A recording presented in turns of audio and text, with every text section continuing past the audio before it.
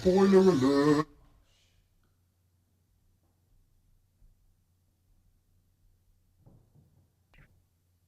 CMPRadio.net. It's the station.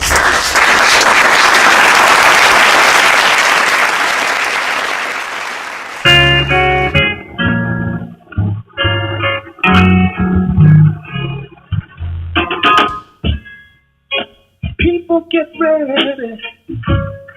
There's a train a-coming. You don't need no baggage. And it is another beautiful day in PA. Hello and welcome aboard the D Train with Darren DeVoue on CMPRadio.net. It's the station as well as the voice of Chester. Today we're just doing a quick express route. We're going to be recapping the Clippers' victory over Westchester East 32-0, as well as a quick review of The New Jim Crow, a book by Michelle Alexander. So with that said, let's get into the Clippers. It was 8-0 when I got there. Yo, the wind, the gust. They were giving it to the crowd. I counted 2 dead umbrellas on the Chester side of the field by the time we were leaving. By the time the game was over, excuse me. But when I got there, it was 8-0. And then the scoring kicked off. We talked about Jarrell Palmer and linebackers Jarrell Palmer and Wayne Clark on the defense. They played that ball so well. And so we had an interview here on the D Train. We recorded it this Monday, and it had the Oak Tree, Dominic Toy, one of my best gets. We had the Oak Tree on, and the Oak Tree went ahead and he got the D Train bump because he had a forced fumble by the time we got there. Forced fumble that Jarrell Palmer picked up, rumbled 41 yards for a touchdown with. That put the Clippers up 16-0. And then Toy forced a fumble. And then on the next drive, that turned into a Nyree Melvin touchdown run. And then a 2-point conversion. And then that kicked off the score. And that was it for the scoring. Oh, excuse me. Then there was one more score. Jalen Harris went deep to his brother, Darren Harris, for a 41-yard touchdown. And then Harris hit Deshaun Jackson on a 2-point conversion pass, and that put the Clippers up 24-0. Then after that, it was a long back and forth. The wind took over. Both defenses got into the game. The Clippers had a hard time keeping their momentum going. They had a sweet little play where it was a flip back one way, flip back to Darren Harris coming on the reverse. The pass was set up. He found the Oak Tree, Dominic Toy, deep in the end zone all by himself, except there was one problem. That laundry on the field again. So that called back Darren Harris's 43-yard touchdown pass, which, by the way, is the 5th and counting touchdown-related play for Mr. Harris that has been called back this season. So that was a lot of the main points of the Clippers' 32-0 victory over Westchester East. However, we got to talk about the penalties again. I got the Clippers down for 10 this season. Yesterday. I had the Clippers down for 10, but remember, I got there with late in the first quarter, with like a minute to go in the first quarter. One thing I noticed, when they go empty, when the Clippers go empty, what they do is they have a wing T formation set up. Sometimes they run it as a wing T. It's a running play, especially once they're within the 10. A lot of times they split those backs out wide. So usually the center back is Jarrell Palmer, and then he'll have forming the T, he'll have Darren Harris. It'll be Jackson or 5 Melvin. They shift out into a wide, and therefore it is now an empty backfield. Now, with that said, Jalen Harris has to, when you got an empty backfield, time is limited. So you have to make the decision quick. And Harris hasn't been making the decision quick when they go empty. So he's got to get more, just take that snap. When you go empty, you're just looking how many safeties up top, then you're just counting receivers versus D-backs this side, receivers versus D-backs that side. I'm going him. If not, boom, trust your legs. But a lot of times Harris, when they don't go empty, sometimes I'm noticing that Harris takes the snap, drops back, he gets to the end of his drop, doesn't see his first read open, and then he starts using his legs. He's been getting good pockets, so he needs to step up in the pocket.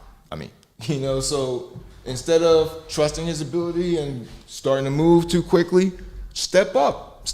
There was a brilliant play I saw with the Kansas City Chiefs versus the Detroit Lions in week 1 of the NFL.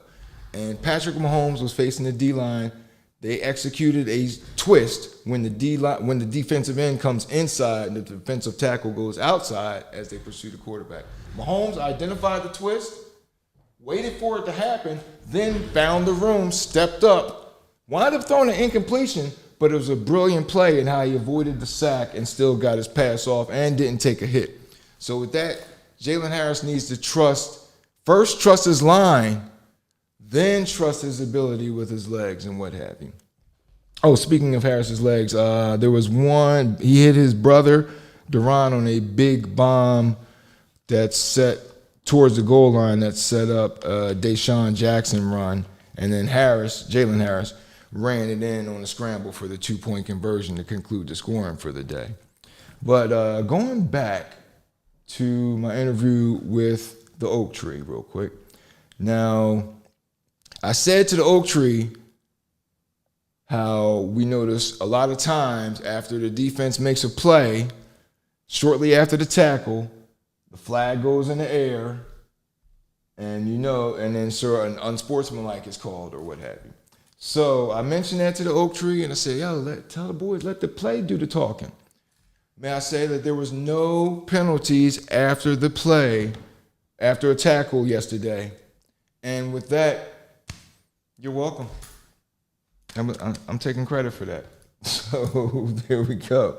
But speaking of the D-Train bump, next week we're going to be airing an interview that we did with upcoming Mayor Stephon Roots. Now, here's some sound from that because I kept introducing. I teased last week that we might be interviewing him, and I called him the mayor-elect, but he had to correct me, and here's a tease from our interview. What you picked up, but let's back up just a little bit. Certainly. You introduced me as mayor-elect. Some people take offense to that title because I have a campaign to run, and I have an opponent in the November election. Oh, you do? I do. So until I win that election, you officially can't call me mayor-elect. Okay, because some people have called me presumptive mayor because it's like Philadelphia, where there is a Republican running? No. There is a Republican running in Philadelphia, but with the overwhelming number of registered Democrats, they hardly ever have a chance. Right. Here in the city, everybody in the primary I defeated, and the only people who ran in the primary were Democrats. There were no Republicans. But in this instance, we had a Republican who switched to the Independent Party in time to qualify for the general election. So I will have that person to compete against in the November election. So to that end, I'm going to show and tell. Please do. Yeah, because all you guys got to do is come out and vote again in November. So there you go. So there'll be more of that in our long form interview with presumptive mayor Stephon Roots. And so, I didn't get the picture for it. That brings us to a bit of a book I read recently, and it is The New Jim Crow by Michelle Alexander. And in it, The New Jim Crow, Mass Incarceration in the Age of Color Blindness. And Michelle Alexander, she's a civil rights litigator and a legal scholar. And in the book, it discusses race-related issues specific to African American males, which is funny. Side note: when I did the interview with the Oak Tree, we had a setup. I had it all set up. It was right on his stoop. It was a lovely day.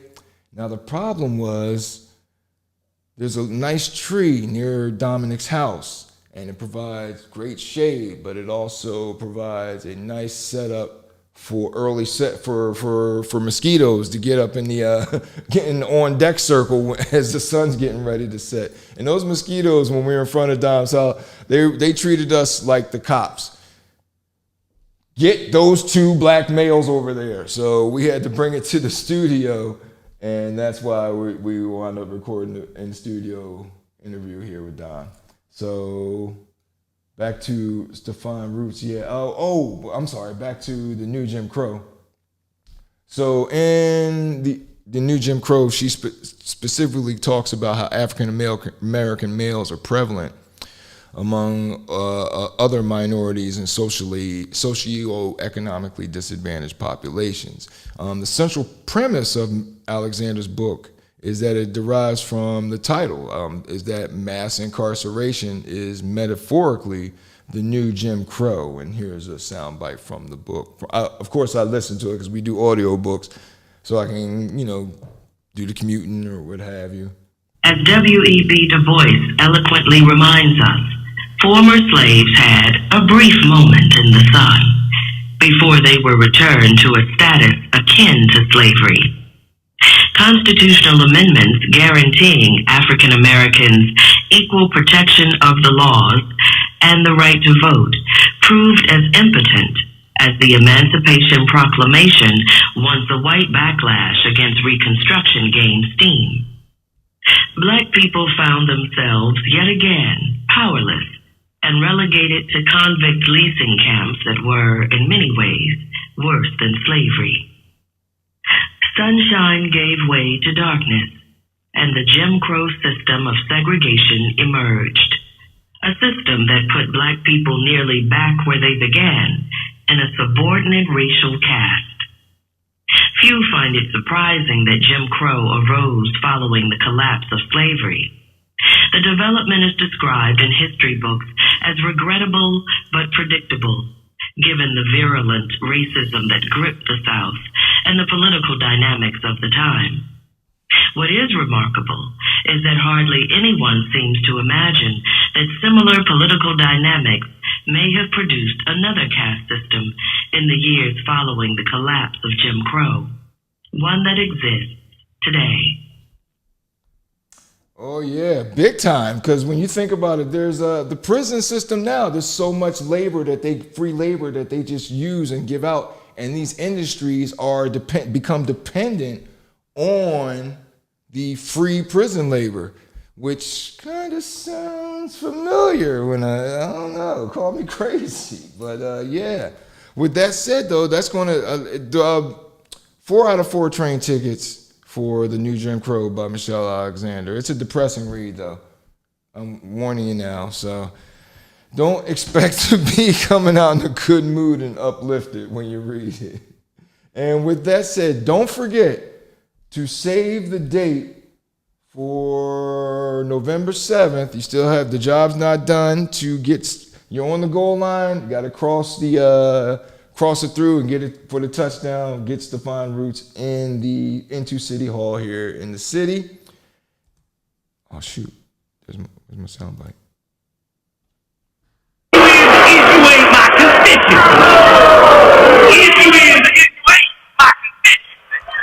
Is you is or is you ain't his constituency. So November 7th, Stefan, don't forget to vote for presumptive Mayor Roots. And next week, we're going to air our whole interview with presumptive Mayor Roots.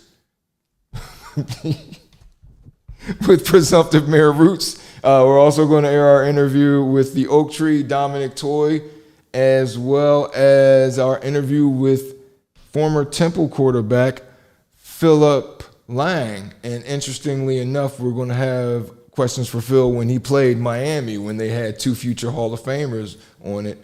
And yesterday, Miami beat up on Temple for old time's sake. So with that said, I'd like to thank y'all for spending your few minutes with me, and I will be taking up more of your time next week. Don't forget November 7th. And don't forget later on today, the Cut Up podcast featuring Curtis and his crew, as well as the Sisters on Air podcast. So thanks a lot for joining us, and we'll see you next week.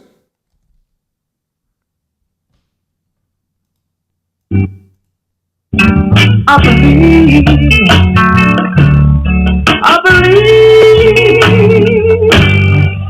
sure enough, I truly,